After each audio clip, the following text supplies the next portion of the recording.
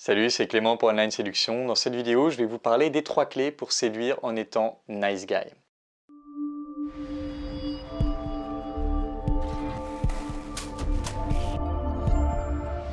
Alors déjà, le premier truc à comprendre, c'est la différence entre mec gentil et mec trop gentil. Le mec gentil, c'est celui qui dit ce qu'il pense avec considération, avec attention, avec compassion, mais qui dit ce qu'il pense, qui n'a pas peur d'exprimer sa vérité. Le mec trop gentil, c'est celui qui dit ce qu'il pense que l'autre va apprécier.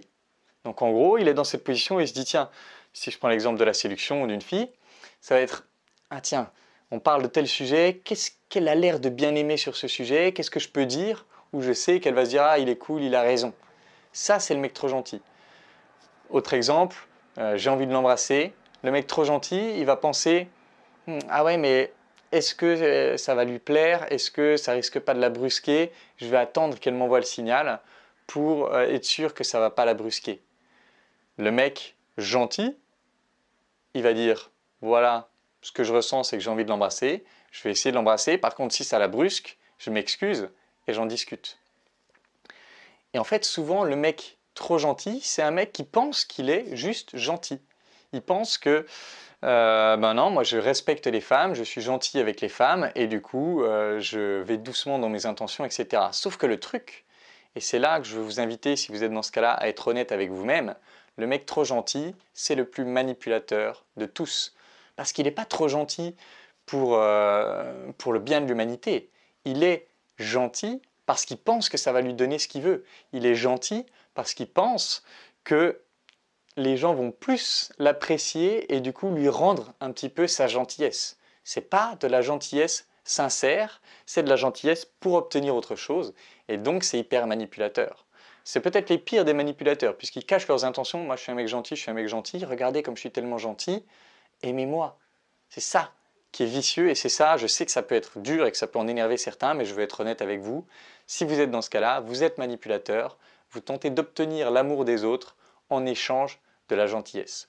La différence avec le mec juste gentil, c'est qu'il veut le bien des autres, il veut que les autres se sentent bien, mais il veut aussi que lui se sente bien. Il se respecte, il honore ses désirs, il honore ses envies, il est capable de dire « voilà, je te veux, et si tu veux pas, c'est ok. Voilà, je te veux, j'ai envie de t'embrasser, et si elle le prend mal, oh, je suis désolé, j'ai l'impression que tu as mal pris mon geste, qu'est-ce qui se passe de ton côté ?» Il assume ses désirs, mais il est aussi capable de voir s'il est allé trop loin, de s'en excuser et d'en discuter. Maintenant, je voudrais parler de la différence entre le mec gentil et le bad boy. Parce que, on va dire souvent, ah ouais, c'est les bad boys qui séduisent les filles.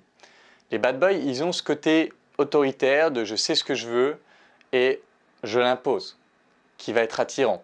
Ils ont un côté un peu agressif qui va être attirant, non pas pour le côté agressif en soi, mais parce que ça transmet un instinct de leadership et un instinct débrouillard. Donc forcément que ça va être attirant pour les filles, un mec qui est leader et qui est capable de se débrouiller.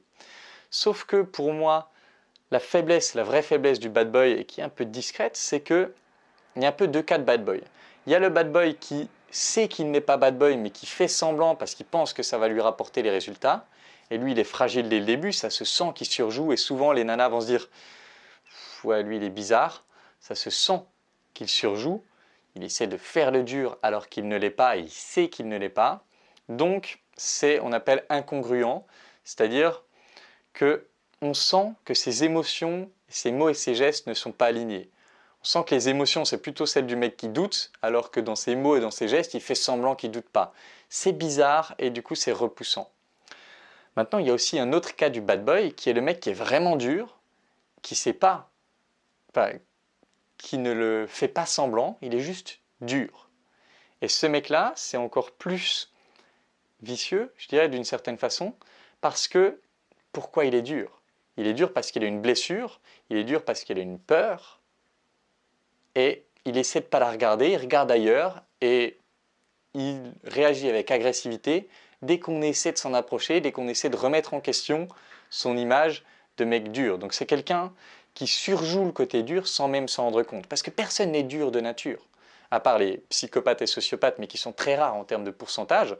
Quelqu'un de normal, il veut juste faire l'amour aux femmes et être dans l'amour avec les gens. Il n'y a pas besoin d'être dur sauf évidemment dans le cas d'une concurrence, dans le cas d'un combat. Mais globalement, un mec bad boy, c'est un mec qui souffre et qui soit se le cache, soit ne le sait même pas lui-même. Et dans les deux cas, ce sera bien plus faible qu'un mec qui est gentil parce qu'il le décide, qui est gentil parce qu'il aime les gens, parce qu'il aime le monde, mais qui est capable de poser ses limites, qui est capable de dire « voilà, je suis gentil, je veux ton bien, par contre là, attention, ma limite elle est là, tu la franchis pas ». Et qui est capable de partir si quelqu'un franchit sa limite. Donc tout ça, je vous ai donné les clés, mais je vais vous les donner maintenant de façon plus organisée. La première clé pour séduire en étant un mec gentil, c'est de dire la vérité. Et la vraie vérité. C'est-à-dire que la vraie vérité, ce que je veux dire par là, c'est que je suis en rendez-vous avec une fille. Si ce que je ressens, c'est j'ai envie de t'embrasser, mais j'ai peur, c'est ça la vraie vérité. C'est j'ai envie de t'embrasser, mais j'ai peur. C'est pas juste j'ai envie de t'embrasser, ou alors juste je fais rien parce que j'ai peur. Ou alors je me convainc que ah maintenant je fais rien pour respecter la fille, alors qu'en fait c'est juste que je me chie dessus. Non. Le mec gentil qui dit la vraie vérité, il dit l'entière vérité, qui peut être j'ai envie de t'embrasser mais j'ai peur que tu le prennes mal. J'ai envie de t'embrasser mais j'ai peur de me prendre un râteau. Ou alors juste j'ai envie de t'embrasser. Puisque là je prends l'exemple du cas qui est un peu vulnérable, mais ça peut être juste j'ai envie de t'embrasser. Et là je parle de dire la vérité, mais il n'y a pas qu'avec les mots qu'on peut dire de la vérité, il y a aussi avec les gestes. Et ma vérité, si c'est j'ai envie de t'embrasser, je peux aussi le dire avec le geste et juste me pencher pour l'embrasser. Le mec gentil, il s'honore, il dit la vérité et du coup il assume ses désirs. Et ça va être séduisant parce qu'en gros, soit ça a déjà bien matché et du coup la fille va répondre et elle va être contente que vous preniez cette initiative de l'embrasser, soit elle n'était pas tout à fait prête, elle va vous le dire, elle va vous arrêter, elle va vous repousser et là vous allez pouvoir dire la vraie vérité à ce moment-là, c'est qu'est-ce que vous ressentez si vous essayez d'embrasser une fille qu'elle se recule? C'est quoi la vraie vérité à ce moment-là? C'est ah merde, qu'est-ce qui se passe? Pourquoi tu ne veux pas m'embrasser? Et ça paraît dingue, mais j'ai dit ça à un client une fois. Je lui ai dit la prochaine fois que ça t'arrive, dis ça. Et la fille se lance dans une discussion pour lui expliquer pourquoi elle ne veut pas, parce qu'elle a l'impression que c'est trop tôt, etc. Il lui demande ce qu'elle a peur, de quoi elle a peur, ils discutent et au bout d'une heure, c'est elle qui se penche pour l'embrasser. Donc le mec gentil, il va assumer son désir et peut-être agir dessus. Et si il voit que la fille réagit mal, bah forcément il va se questionner, il va se demander pourquoi. Il n'a pas peur de demander pourquoi, d'avoir une discussion dessus et de continuer à agir. Clé numéro 1, l'homme gentil qui veut séduire en étant gentil, il dit la vérité. Le deuxième élément qui va être très important pour pas justement tomber dans ce cas trop gentil ou pour pas se faire marcher dessus par les autres, c'est de connaître ses limites, c'est-à-dire qu'est-ce qui est OK comme comportement ou pas, et de savoir les poser. Exemple, je suis en train de discuter avec une fille, il y a un mec qui vient nous déranger, où est la limite? Si le mec qui vient juste discuter en me prenant en compte, ça peut être OK pour moi, auquel cas, pas de problème, je le laisse discuter. Mais quand il commence à essayer de m'évincer, à essayer de me tourner le dos, à essayer de prendre la fille, là, peut-être que ça dépasse ma limite. Est-ce que je suis capable de dire « Hé mec, là par contre, t'exagères, recule ». J'étais en train de discuter avec elle, c'est OK si tu veux discuter avec nous, mais me prends pas pour un con. Recule. Le mec gentil, il est aussi gentil avec lui-même. Et être gentil avec soi-même, ça veut aussi dire ne pas accepter qu'on nous marche dessus.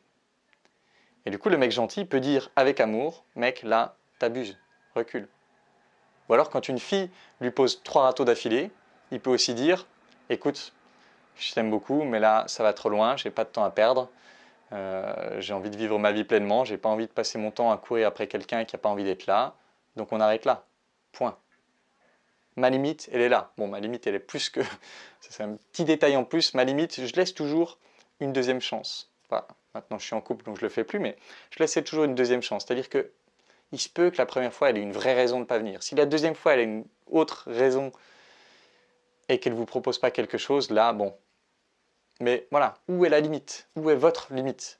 Est-ce que c'est un lapin, votre limite? Est-ce que c'est 2 lapins? Est-ce que c'est 3 lapins? Il faut la connaître et être honnête avec vous-même par rapport à cette limite. À quel moment est-ce que ça commence à vous faire vraiment chier? À quel moment est-ce que vous pouvez être dans la compréhension de « ouais, elle a peut-être eu un empêchement » et à quel moment est-ce que ça devient trop?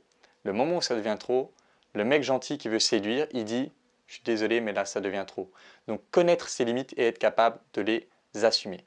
Et le troisième élément pour séduire en étant un nice guy, en étant un mec gentil, c'est d'avoir son propre chemin. C'est-à-dire que ta vie ne dépende pas de qui est la fille en face.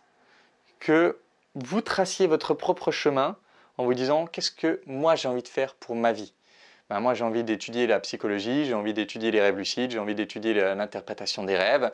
Je me plonge pleinement là-dedans, j'ai envie de partager mon savoir, de faire des vidéos YouTube, je me plonge pleinement là-dedans et je ne dévierai pas de cet objectif. Par contre, toi, femme qui me plaît, si tu veux marcher à côté de moi et faire ton propre chemin, mais qu'on se retrouve régulièrement, comme des petites touches comme ça, c'est ok.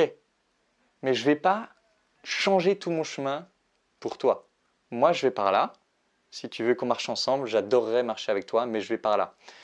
Le mec gentil, encore une fois, il est aussi gentil envers lui-même, donc il marche sur le chemin qu'il a envie de poursuivre. Donc en gros, ça veut dire quoi concrètement? Ça veut dire qu'il vit la vie qu'il a envie de vivre et il emmène la fille dans cette aventure. Et si elle ne veut pas de cette aventure, c'est que ce n'est pas la bonne fille pour lui et c'est ok. Ça ne veut pas dire qu'elle est obligée de commencer une chaîne YouTube, mais qu'elle doit respecter le fait que vous ayez envie, par exemple, de lancer une chaîne YouTube si c'est votre objectif. Et c'est ça, séduire en étant soi-même, c'est dire la vérité, y compris quand c'est « j'ai envie de toi », exprimer ses limites quand elles sont dépassées, et troisièmement, faire votre propre vie et inviter cette nana dans votre vie, encore une fois avec de l'amour, de la compassion, de la compréhension, mais en étant droit dans vos bottes et en marchant sur votre chemin. Et avec ça, vous allez être irrésistible parce que, en plus de l'aspect leadership, responsabilité, capacité de passer à l'action, capacité de protéger, capacité de tout ça, il y a aussi l'amour, la compassion et la douceur qui va faire que vous allez être un être complet, qui n'a pas peur de regarder là où ça fait mal chez lui, de voir ses zones d'ombre, de les soigner pour devenir quelqu'un d'entier, de fort, de charismatique et de plein d'amour. Donc voilà, j'espère que cette vidéo pourra vous aider. Si ça vous a plu, mettez un pouce bleu, partagez la vidéo et je vous retrouve très bientôt, soit sur le site, soit dans une prochaine vidéo. Ciao!